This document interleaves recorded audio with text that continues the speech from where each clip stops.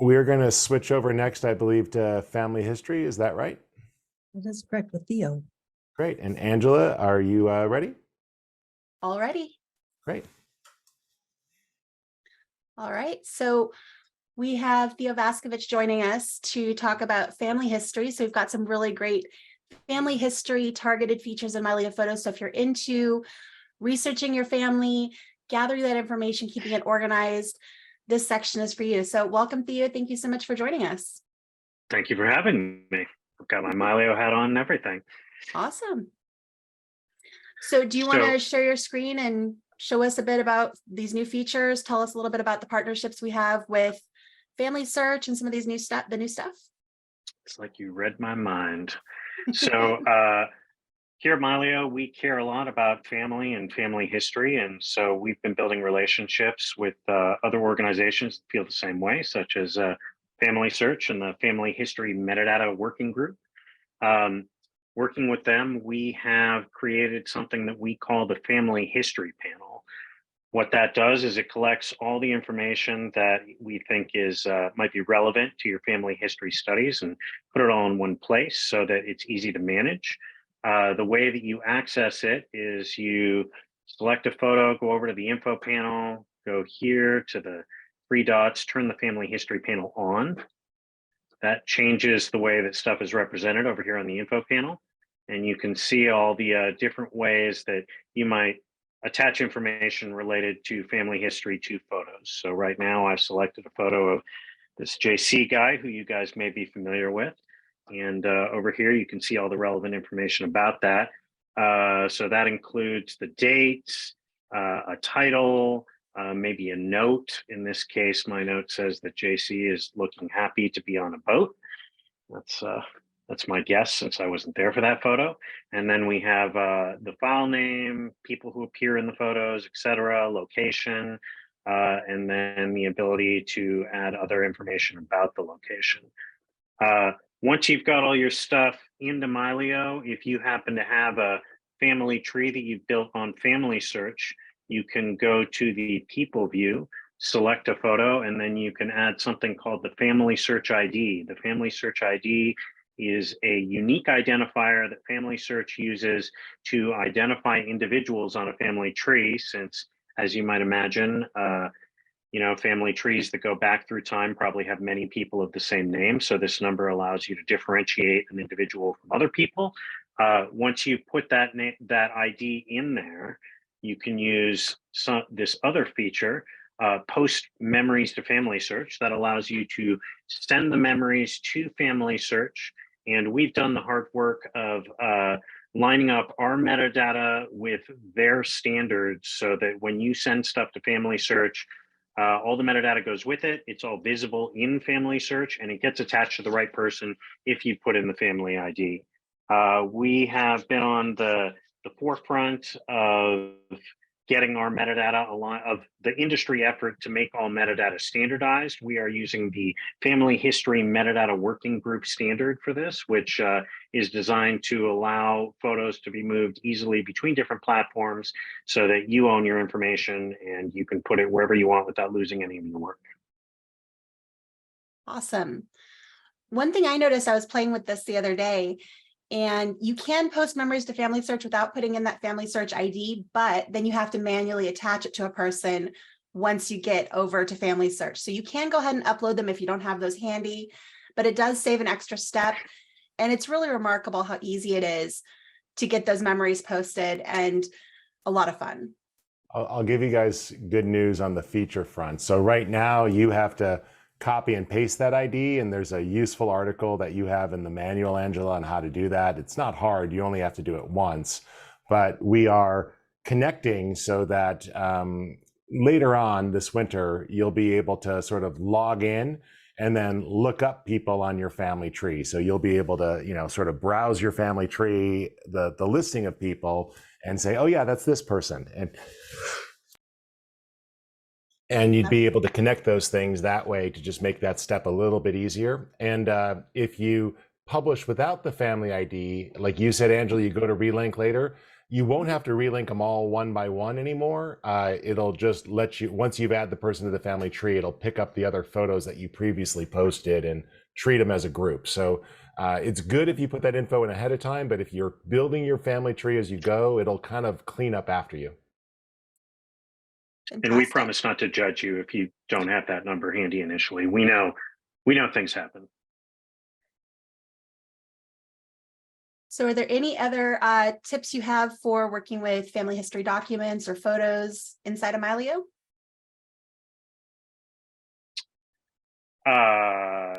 I think that one way that you can really leverage the power of Mylio to organize your stuff in a way that makes sense for your family is to take advantage of our folder or categories functions. That enables you to build a file structure that matches the way that you think about your stuff, as opposed to using quick filters or other ways of looking at things that were created by us guessing as to what it is you want to see. So one feature that I particularly like is when you select a folder, you have the ability to add a category to it. And when you add a category, that gets attached to the folder and then all the contents of the folder. So that means that if I had if I want to create a category for like my spouse's family, I can create that category. I can add it to a folder, and then everything in the folder will inherit that. It makes it very easy to add the keyword or category in this case and remove it. You can remove it by just taking the thing out of the folder and putting it somewhere else. So if your spouse's family happens to have a bunch of people who are in on-again, off-again relationships, it's very easy to get that tag to attach and then unattach and then attach with a very minimum of steps. So that's my fun tip for the day. And could you guys walk through in the family history panel, sort of top to bottom, the different fields? Because not everybody here knows how to use those. Why don't you take an old photo and add some meaningful metadata to it, Theo? Sure. So here we have the family history panel on the right. And how do you access that if it's not visible? So as I said at the beginning, if you go up here, the default in Mylio is to have the family history panel off. That means that you'll have this configuration of information. And if you want to turn it on, you hit the three dots, you go up here, you see family history, you turn the toggle to on. Now we have the data arrayed so that you're seeing all the stuff related to family history in one place. And then as you move through this, you can add information. One feature that we have that's pretty cool is the date range feature. So if you're working with older photos and you don't know the exact date, you can add a range, which allows you to say this photo was taken like between May 1st of 2019 and say October of 2019. So that allows you to be able to search the photo by date, even if you don't know exactly what it is. And in addition to range, we have like month and year, season, etc. So, as is frequently the case, if you're scanning old photos, they'll come in without any metadata. This is a way for you to add metadata without having to know exactly what it is. Other things that you can do to add relevant information would be like the caption here. That allows you to attach like your description of what happened, so that if you have a tendency to forget what JC was doing in an image, this can convey that. Or if you want to share the image with someone else, your notes go with it. If you go down here, you can see the people, you can see the location. In addition to having the location on the map and the lookup, you can also like manually type a name in here. So if you wanted to add a location that like, for example, had a title that doesn't appear on a modern map, you can still have it show up there. Yeah, I think that's or under that location shown, you might want to reference, that this was at a particular person's house, or something that's not going to show up in a map search, but it's how you think of the place. Sure. Yeah, we're all about making the way that your photos are organized line up with the way that you think of them, so that you can really interact with them in a way that makes sense for you. Excellent. One of the things that I have found the most helpful, especially when dealing with family history documents, not so much with photos, although this can be useful with photos as well, is if you scroll back up to the people section in the info panel, you'll see where we have JC tagged, we've got a little thumbnail of his face. And then below that, there's a section called other people. And then there's a plus button there. So if you don't want to tag a specific face in an image, you can go ahead and attach a document or another file to that person's named collection without necessarily having to tag a specific face. So I use this with documents. So for instance, if I have something about my great-grandfather, let's say an enlistment record from the military, and it's attached to him, and I want to, when I click on his name in people view, I want that document to show up. I can go here and add this under other people, and then that document will show up with his stuff. And if that's tagged also with his FamilySearch ID, if I scan that in, I can upload that then to something like FamilySearch and have that be searchable by my entire family. So that's pretty cool. I'm looking at some questions that are coming in related to this, and I'm happy to answer those now. So I've got a few people asking me where you enter the family ID. So the way that you do that is you go to the people view, and then you select one of the people. And then over here, you have all these fields where you can attach information about the individual that you've selected. So one of those fields is the FamilySearch ID, as you can see right here. Other things you can attach would be like last name, phone number, or notes. If I wanted to add like a birthday, or if you know, somebody had a shirt I particularly liked and I wanted to be able to reference that later. Another question that I'm seeing here is, can you download photos from FamilySearch? And the answer is not yet. We have that functionality upcoming, but at the moment, this is all about putting your stuff into your family tree, on the thinking that you're probably generating most of your images outside of FamilySearch, and then selecting the ones that you want to put up there. We make that process very easy. But people who visit FamilySearch or you are using the Memories app, there is share functionality there from the Memories app. So you're just talking about batch recovery, like if you wanted to log in and back up all the pictures from your family tree. And you're right, that's something we're working on. But it is pretty easy to share those individual images. And if you're sharing from the app on your phone or your tablet, use that share functionality within the app, and you can actually share directly to Mylio Photos, and it'll place that document into your inbox. So it's not a batch thing, it's not super fast, but you can get those in there relatively easy. John wants to know if can you add relationship info? We don't currently have the ability to attach relationship info, but that is definitely something that we're working on adding, is expanding the amount of information that can be attached to contacts and putting it into fields so that, again, it can be easily shared to other platforms. So we've got that on our roadmap. When your original photo uploads into FamilySearch, does your copyright information regarding that photo import into FamilySearch as well? So all the metadata that is attached to the file goes with the file when it goes into FamilySearch. FamilySearch doesn't remove any metadata from the file. However, it doesn't, they only display some fields. So I don't believe that FamilySearch has a copyright field that they display when you put stuff in there, but it is the case that if you put it in there, the copyright will go with it. And then if somebody shares it out of there to somewhere else, it'll still travel with it, and it'll show up if the platform they're looking at it on has the ability to display it. Awesome. All right, well, if you have any other questions about the family history metadata section or how to work with your own ancestry projects inside of Mylio Photos, it's a great time to ask them.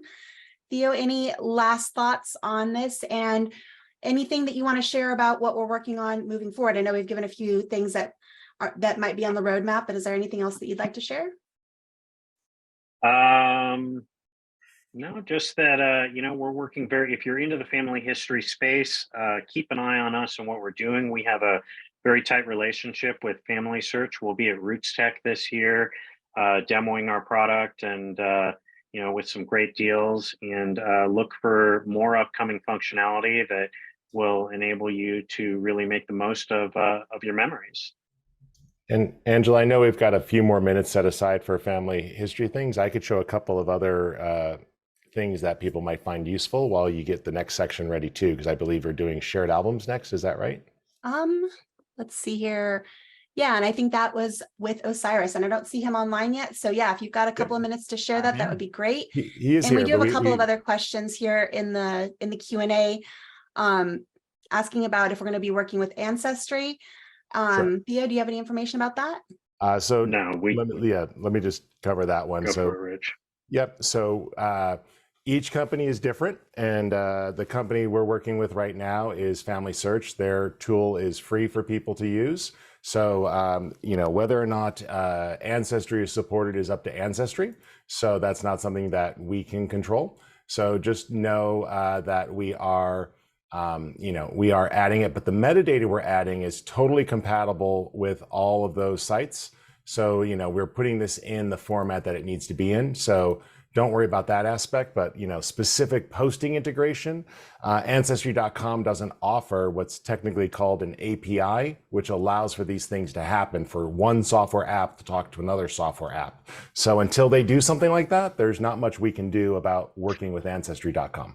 So, but let me share my screen really quick and we can do a couple of other quick things here.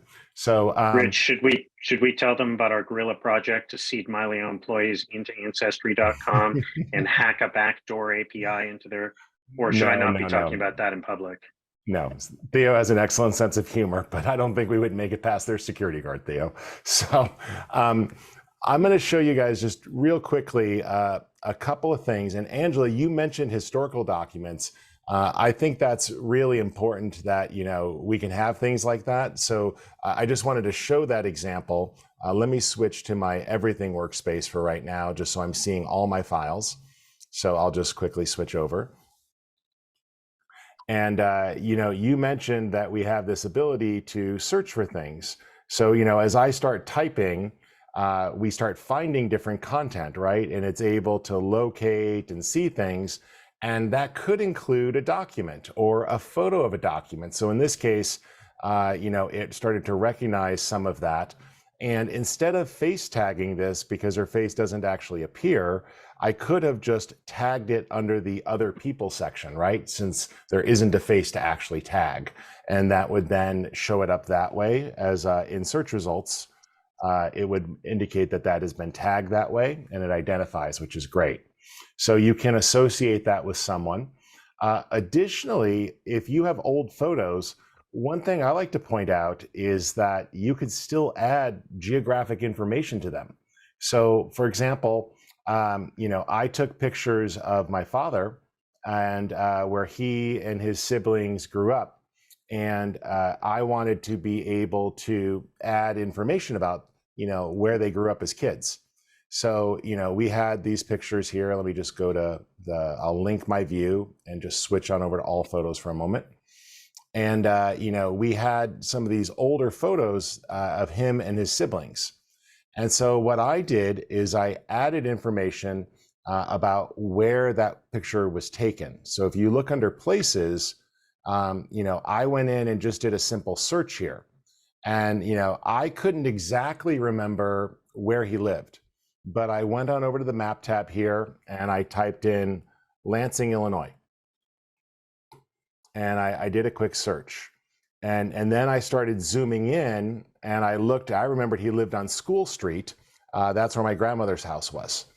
And so, you know, I was able to zoom in on the map and approximately find it. And remember, you can use records, you know, MyHeritage and other places have record searches that you could do. So does FamilySearch. And so you can look up old census records. And I was actually able to look up the specific address of where that picture was taken. And then you just select those photos and just drag and drop them, you know, right onto the map where they're going to be and click the checkbox and they're going to be applied and it will update with that info, which is really cool. So that is actually embedded inside the photo and that information becomes usable. But what could you do with that? So let's say you're out and about and driving around. Here's a good example, right? Like this picture was taken April 23rd. So we put that date in there like you talked about, Theo, right? Like assign an all day range here. In this case, April 23rd, 1960, save. We don't know the exact minutes or seconds, and that's fine. We know a little bit of information about it. We know who's in it. We know it was taken. But let's say I was, out and about with my kids and we were driving through the Chicago area and they'd never seen their grandfather's house. Well, with just a click, I could say that I want to explore this location on the web. And now your web browser opens up and you can actually see where you were and get turn-by-turn driving directions, right? Or drop on into Google Street View and start looking at it and get an idea of where was this, right? Like, this is where he grew up. And you've now got a virtual record of what that looked like. So even though the color of the house has changed a little bit, I can get back there and see what's there. Or I can go back, and if I'm trying to do my research, I can look at this map here and start looking around and seeing, well, what was the high school that he went to? What was the general area like? And so you can use this as a research tool. So remember, once you have this meaningful metadata added to your photos, it's really easy to branch and go someplace else. So tag those documents with the people that are in them. Take the information that you scan. When you're scanning in photos, a lot of times there's information on the back of the photo. So like as I'm scanning in pictures now, I let it scan the backs. And so, my Epson Fast Photo Scanner will pick that up. And I'll see the back of the photo if there was dates or information on it, like you see here sometimes. It'll pick up if there's info on the back. But Angela, you've done this too. And Theo, same thing, right? Like you can use a mobile scanner app. MyHeritage makes a good one, right, Theo? For you just scanning on your smartphone. So if you are at a family member's house, you can go capture, pull out that photo album and get a bunch of pictures you don't have. Or scan in old documents. Like I scanned in the program from my wedding. I scanned in the program from the school play I was in, right? So like I couldn't remember that person's name that I went to school with, but I remembered that we were in the Wizard of Oz together. And so in the 8th grade play was the Wizard of Oz. And now I can see this document that my mom had in a box that she was getting ready to throw out. You could just scan that in. I just scanned that in with my smartphone scanner app and captured in the program brochure, and I was able to find that. And now I'm getting all these names of people I was in middle school with that I could look up again if I wanted to reconnect. So there's a wealth of information there as you're building out your family history. Gobble up those documents. And Theo, Mylio can handle basically all the family history formats, right? Like as you're pulling these pieces together, you recently gathered up a bunch of historical photos of some of your relatives on your mom's side, and it was a wide collection of stuff, right? Yes, absolutely. It was very exciting. Yeah, so this is just great, guys, because you can look by text, you can look by all sorts of different things and load that in. And there's so many great apps that you can use right on your phone to scan stuff in and then just share to your Mylio inbox. And now it's in Mylio. Every one of those mobile apps has a share button, and you can just tap a button and drop it into your Mylio inbox like we did at the start of the day when I dropped in some stuff to the Mylio inbox, like I dropped in that PDF file, and it's just sitting there in my inbox waiting for me to organize it.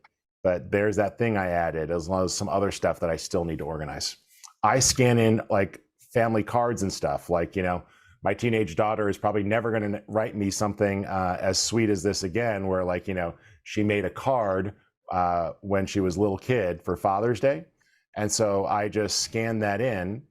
And, not only do I have the front of the card, but just using the scanner app, I scanned in the note she wrote with it. And, that's something that I want to remember, and she might want to see in the future too, to have those things. So you could put all that stuff into Mylio. And it was actually Paulina who gave me that idea of scanning in all those birthday cards and memory cards and things that you forget about, that you don't just want to clutter up. You could still save those memories. Rich, I'm seeing a great question here, and that is from JK.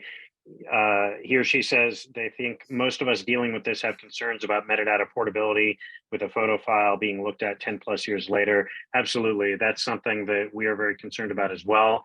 We're all about planning for the long term. And that is why we are working with organizations like FamilySearch and the Family History Metadata Working Group to standardize metadata so that not only can that metadata be read by any platform you want to work with, but also so that those platforms maintain the ability to read that metadata as time goes on. I just joined the board of the Family Metadata history working group, and this is one of our main concerns. So we're actively working on making sure that your data doesn't get lost as time goes on. Yep, and that's where all these standards for these fields came from. It's all editable. You can put all that information in there, and it's hard to get groups to agree, but at least in the family history space, all the big players have agreed to this, and they're all rolling out the standards, and we were very glad to be able to be one of the first tools to fully implement this. The team worked really hard, and we don't want that information getting lost. So thank you for that, Thea. I'll pass back to you guys, Angela. I think you're doing something really cool next too, which is you get all these pictures organized and then you want to share them. Absolutely. We have one more question from Yolanda in the Q&A with asking for suggestions regarding file naming of individual photos. And I think that's a very personal thing. I think what you need to do is pick a mechanism and go with it. What I usually do is I have the date, and then I have a description of the shoot. So it'll be like, if it was for today, which is October 4th, it would be 2023 10/04, and then underscore something describing the shoot. So if I was over at, out in my garden, it would be garden at home or something like that. So I do that kind of setup for my file names. Rich, anybody else have anything they want to feed in there? I would just point out that there is a great tool that, if you're in the everything space, you can batch rename files. You have to be in the everything space to do that because we don't want things to move around, but you can go in and batch rename your files there, and there's great recipes. I tend to do folders, and then sometimes you can also in import have the folder name become part of the file name. So there's some options under the import menu where you can do some of that there. You can add keywords on import, other stuff. So take a look at some of the options or when you're going to be adding media about adding certain keywords when you do a copy or a move. You can definitely choose that under the advanced options there. You can add keywords on import. And then if you click on file naming, you can set up custom naming options. And that can include all sorts of things like the day, the year, custom text, things of that nature. So that is not something you have to do after the fact.